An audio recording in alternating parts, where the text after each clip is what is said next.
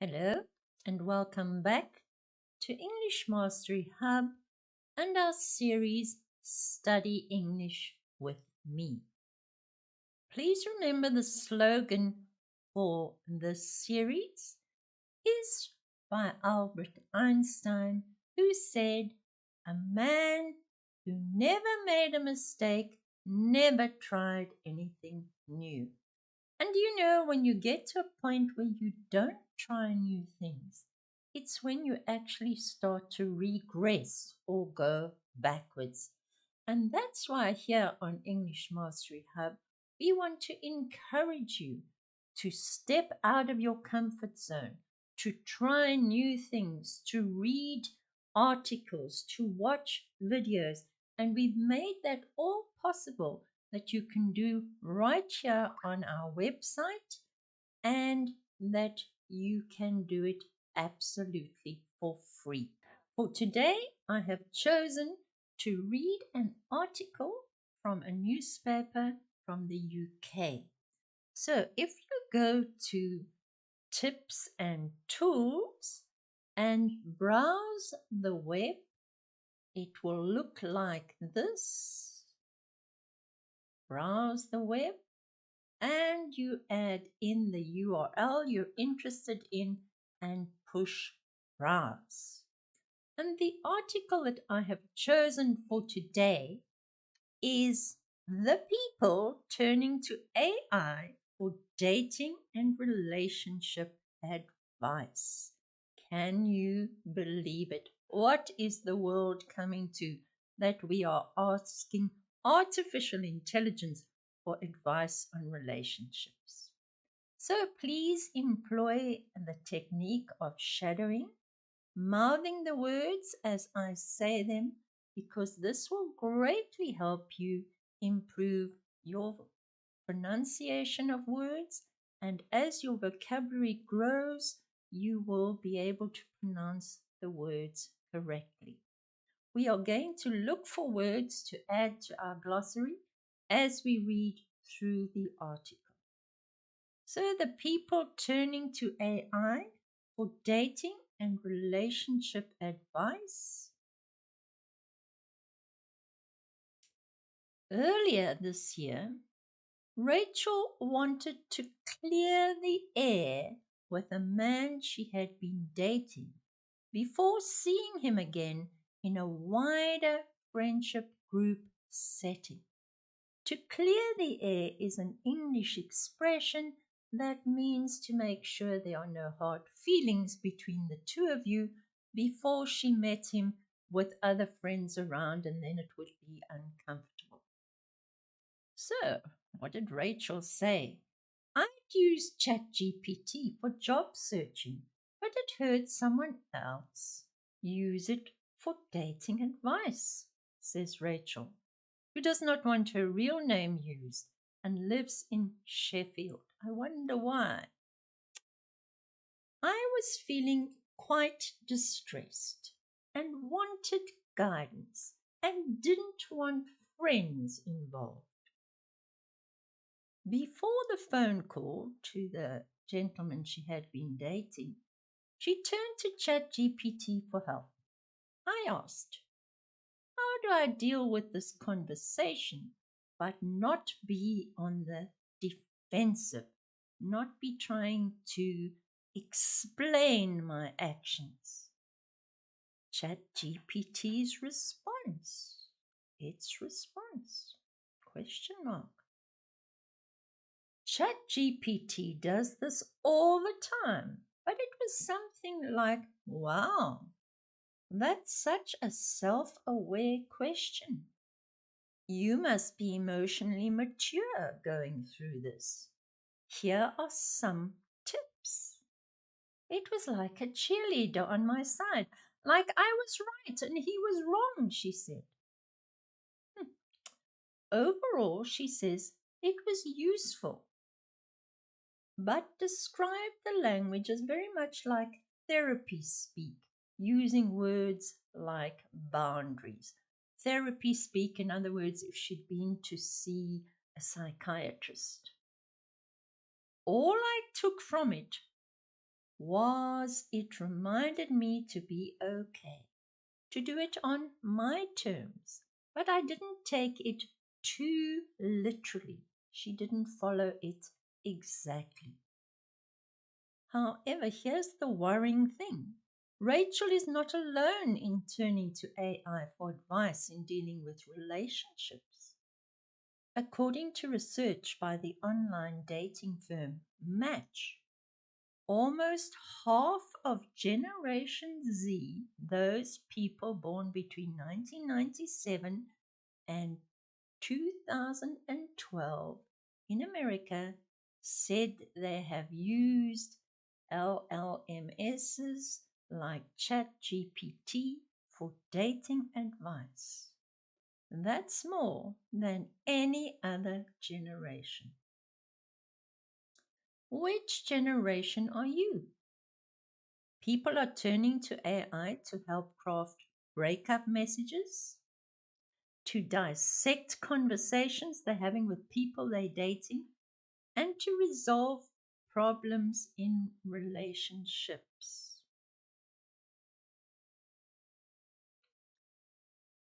Dr. Lalita Suglani, psychologist and relationship expert, says AI can be a useful tool, especially for people who feel overwhelmed or unsure when it comes to communication in relationships.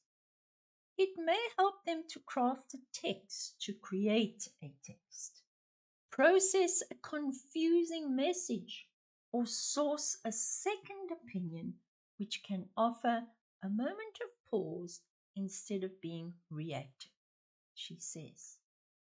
In many ways, it can function like a journaling prompt or reflective space, which can be supportive when used as a tool and not a replacement for connection. Very important, says Dr. Suklani. However, she flags several concerns. LLMSs are trained to be helpful and agreeable and repeat back what you are sharing. So, they may subtly validate dysfunctional patterns or echo back assumptions, especially if the prompt is biased. And the problem with this is it can reinforce distorted narratives or avoidance tendencies. For example, she says using AI to write a breakup text might be a way to avoid the discomfort of the situation. That might contribute to avoidant behaviors as the individual is not sitting with how they actually feel. In other words, you are now putting the responsibility of writing the letter onto the AI and not on yourself. And the other thing we need to remember about AI is that it's only as good as the information that's put into it. It is trained, as the text says, to be agreeable. Therefore, if you put in an argument that is biased, you might well expect a biased response. That's my 2 cents worth. Using AI may also inhibit their own development. If someone turns to an LLM, every time they are unsure how to respond or feel emotionally exposed, they may start outsourcing their intuition, emotional language, and a sense of relationship self, says Dr. Sublani. Their intuition, this is what we call in English your gut feeling. It is immediate recognition without the use of conscious rational processes. Sometimes you're in a situation and you just get that feeling something is not right. That's your intuition. If you are giving this over to AI, you are then losing that part of you. She also notes that AI messages can be emotionally sterile. Now, what does that mean? Remember, this is a robot. They have no feelings. And so, emotionally sterile, devoid, or without feeling, and make communication feel scripted, which can be unnerving to receive. It's a bit like a salesperson who's learned something off by heart and says, I would like to welcome you to our store today. We have so many things on special. And you can hear straight away that it's something they've learned off by heart. It has no feeling in it. Despite the challenges, services are springing up to serve the market for relationship advice. May is a free AI generated service.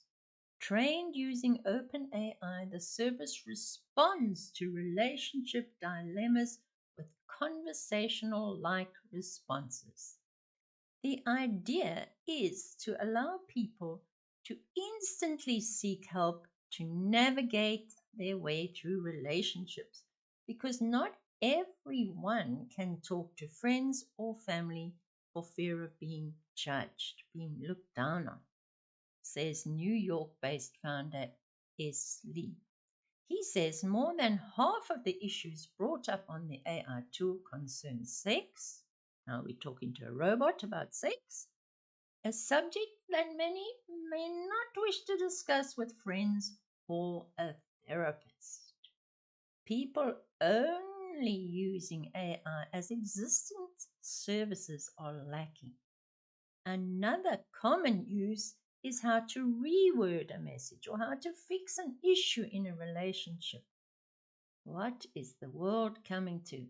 It's like people need AI to validate the problem, to make it real. When giving relationship advice, issues of safety could come up. A human counselor would know when to intervene and protect a client from a potentially harmful situation. But would a relationship app provide the same guardrails? Guardrails in this case mean something to keep you on the right path. Mr. Lee recognizes the concern over safety. I think the stakes are higher with AI because it can connect with us on a personal level the way no other technology has. But, he says, Mai has guardrails built into the AI. We welcome professionals and organizations to partner with us to take an active role in the molding of our AI products, he says. OpenAI, the creator of ChatGPT, says that its latest model has shown improvements in areas like avoiding unhealthy levels of emotional reliance or sycophancy. So let's look that up. That's a difficult word. Play. Sycophancy.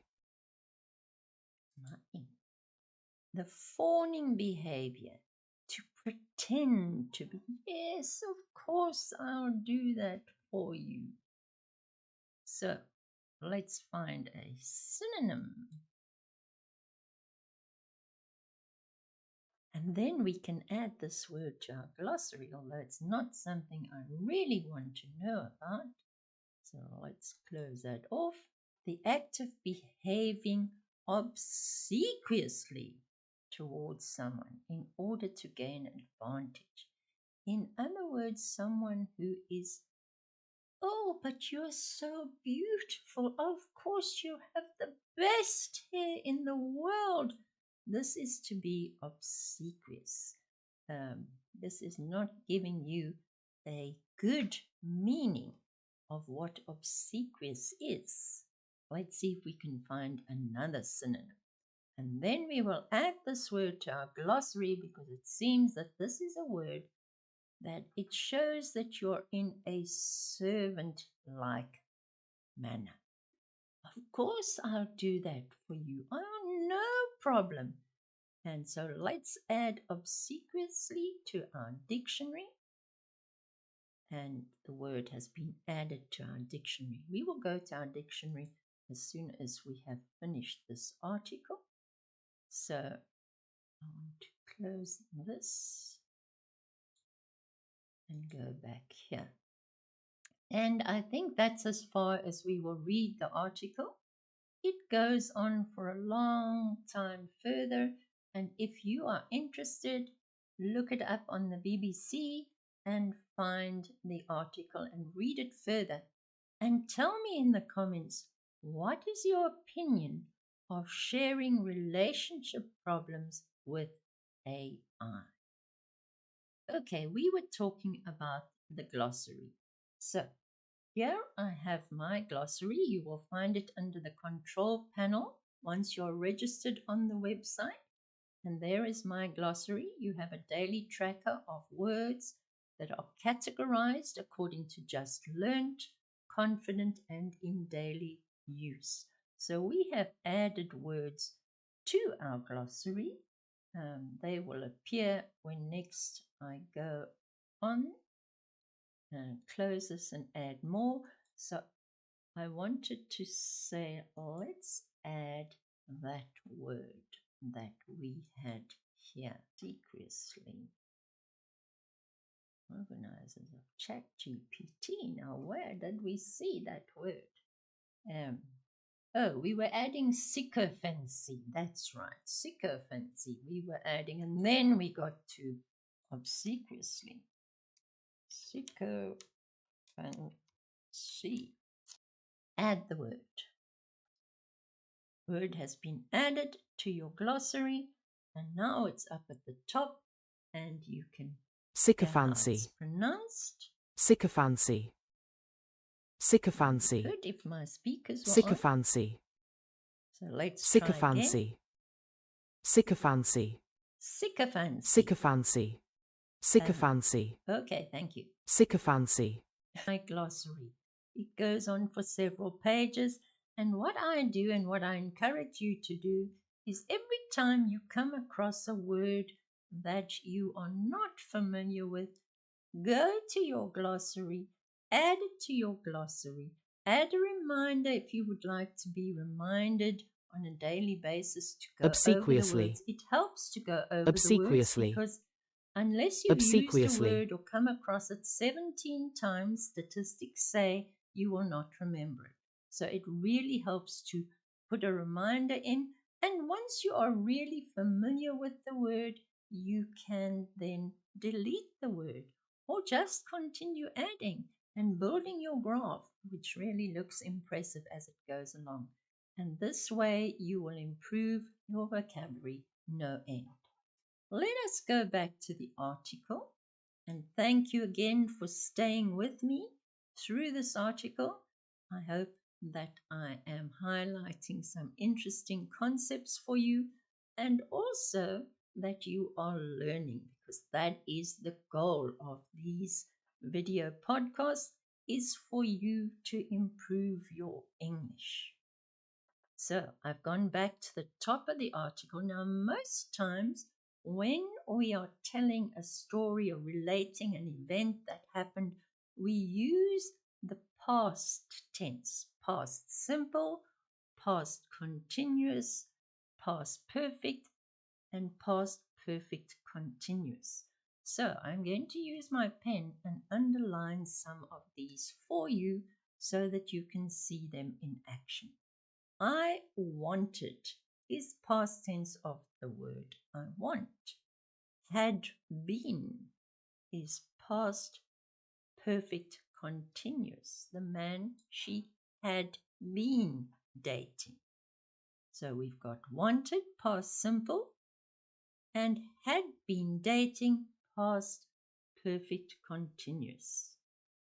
Had heard, past perfect. So what it is showing you is that when you're telling a story, you are using the past tense because you're relating something that has already happened. And here we have was feeling past continuous. So there we have all the different tenses from the past in one simple paragraph. Now, what you need to do is go to our courses page, open the grammar book, and look up the past tense.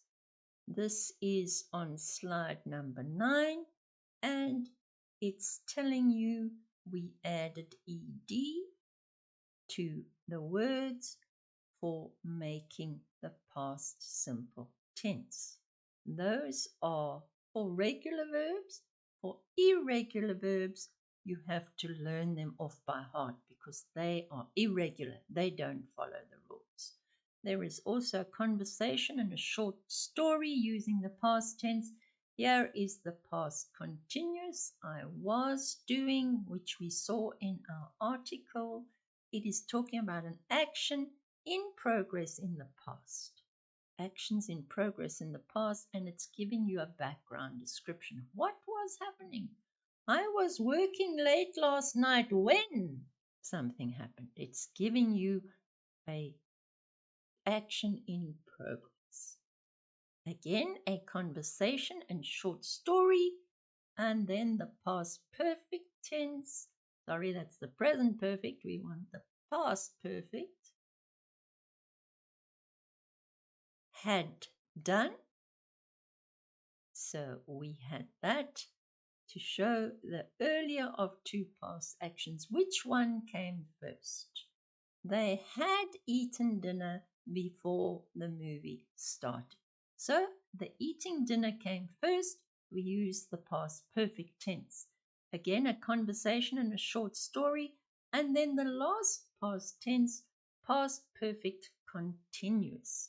He had been, and the verb plus ing to show the duration before a past event, to explain the cause of a past situation. They had been playing football for an hour before it started raining. So those are the different tenses. If you're still not sure of them, register for our grammar course and you may make use of this entire grammar course that is available absolutely for free on English Mastery Hub. I hope you've learned something today.